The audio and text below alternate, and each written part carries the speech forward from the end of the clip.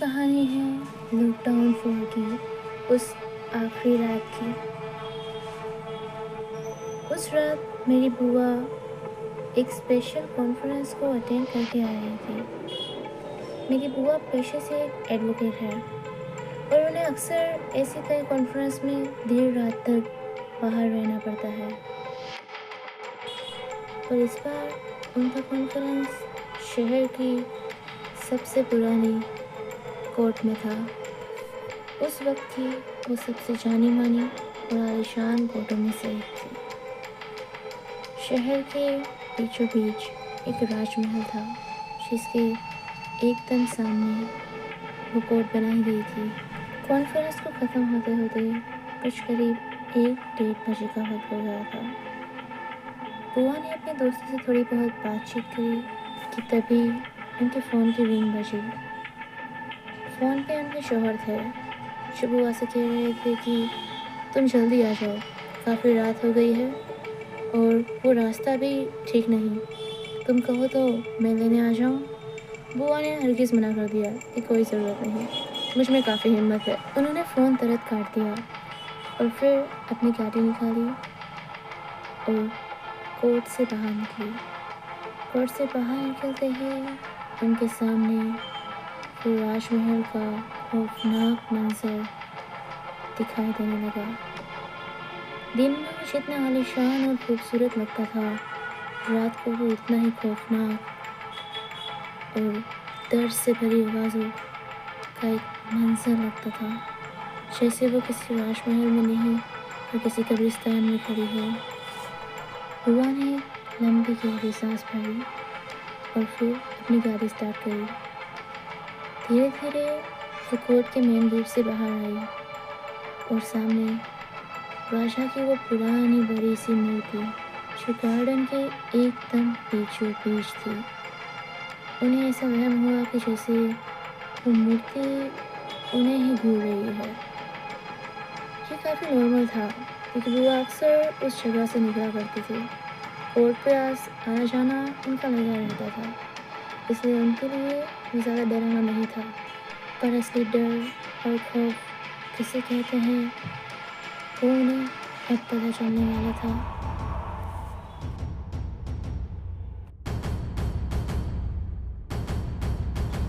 Court से वो अभी निकली थी कि उन्हें रास्ते में 4 जवान लड़के मिले जो अपनी बाइक पर जा रहे थे। वो लड़के काफ़ी शांत और कुछ मसरूफियत में थे, चुपचाप से अपनी गाड़ी चलाए जा रहे थे। बुआ ने सोचा कि चलो एक कंपनी ही मिल गई। इन चारों के पीछे पीछे उन्होंने भी अपनी गाड़ी चलाना जारी रखा।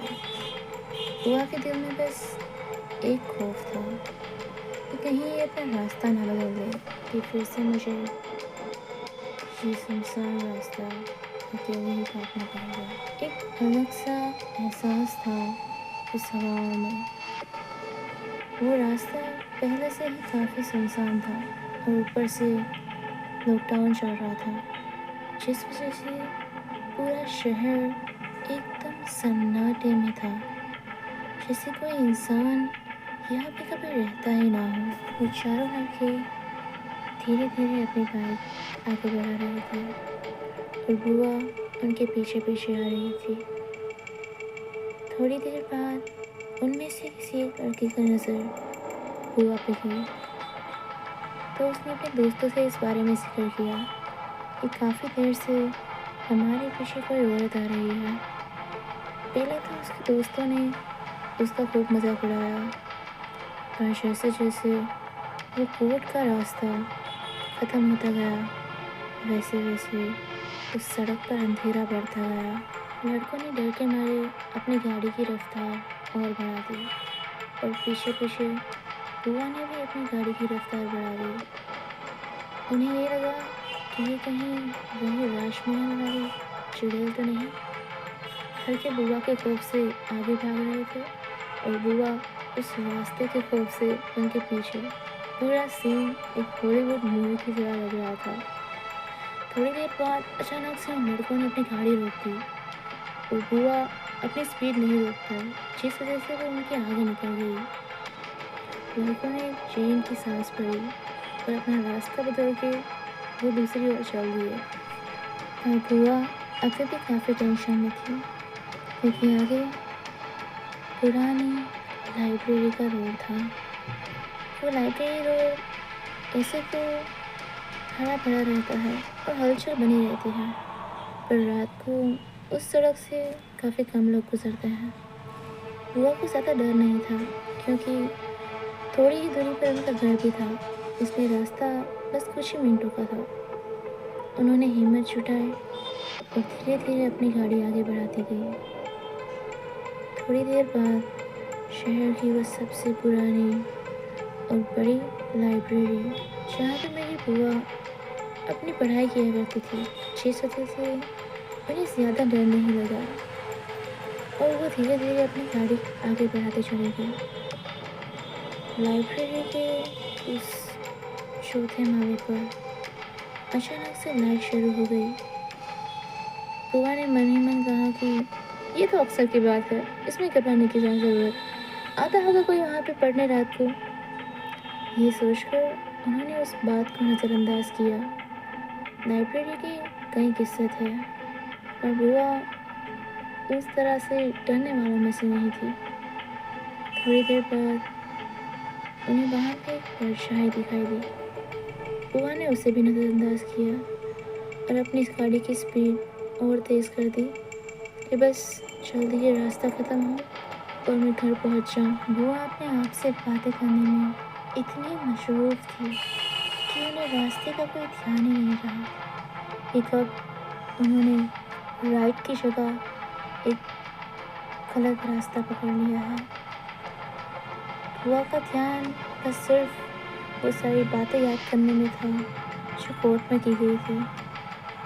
थोड़ी देर बाद उनकी नज़र आगे बड़े से सर्कल पे पड़ी। ये कैसा रास्ता है? मतलब मैं तो कभी इस रास्ते पर नहीं आई, और ये तो बिल्कुल एक अनोखा रास्ता है जो शहर में कभी दिखा ही नहीं। बुआ ने अपने आप से कहा।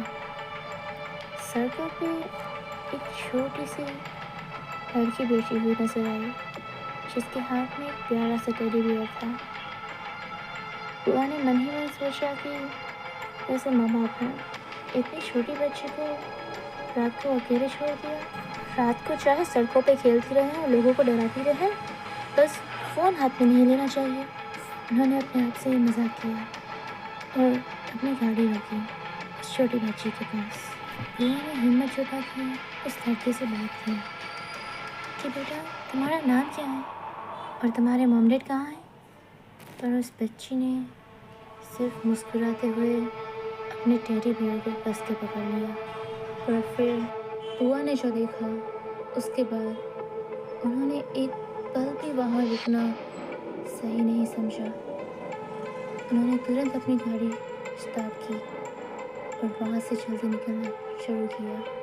बुआ की नज़र जैसे ही अपनी गाड़ी के रियर मिरर पर पड़ी, तो उन्होंने देखा कि वो लड़की अपने टेडी को हाथ में लिए उनको बहुत बुरी नज़रों से घूरे जा रही थी। वो टेडी धीरे धीरे अपनी साइज़ बढ़ाता जा रहा था। जैसे जैसे बुआ ने अपनी गाड़ी आगे बढ़ाई, वैसे वैसे ही उस टेडी की साइज़ और बढ़ती गई और बढ़ते बढ़ते वो उस बच्ची से भी बड़ा हो गया। ये सब देखकर बुआ बहुत ही ज़्यादा खौफ में थी और उन्होंने अपनी आंखें बंद करके बहुत तेज़ी से अपनी गाड़ी को भगाया। और अचानक से थोड़ी देर बाद जब बुआ की आंखें खुली, तो उन्होंने अपने सामने अपने शौहर और बेटे को पाया। उनके शौहर ने कहा कि क्या पूरी रात घर के बाहर ही सोने का प्लान था? बुआ हड़बड़ाहट में उठी और उनसे पूछा कि आखिर मसला क्या है। शौहर ने पूरी बात बताई कि हम जब सोने जा रहे थे तब अचानक से तुम्हारी आवाज़ आई और बाहर देखा तो तुम आराम से सड़क पे सो रही थी। बुआ ने उन्हें अपने साथ हुआ वो पूरा वाक़या बताया। तब उसके बेटे ने बताया कि आप क्या बात कर रही हैं, आप तो यहाँ पे पिछले 2 घंटे से हैं, तो आप कहाँ गई और कहाँ घूमी और किसे देखा? ये बात सुनकर तो बुआ की हालत खराब हो गई। ये बात सुनने के बाद मानो बुआ का शरीर पूरा ठंडा पड़ गया हो। और फिर एक तेज़ हवा चली और उन्होंने अपने रूम की उस दाहिनी खिड़की से झाँका, तो उसे वहीं पर वो टेडी बियर के साथ लड़की दिखाई दी।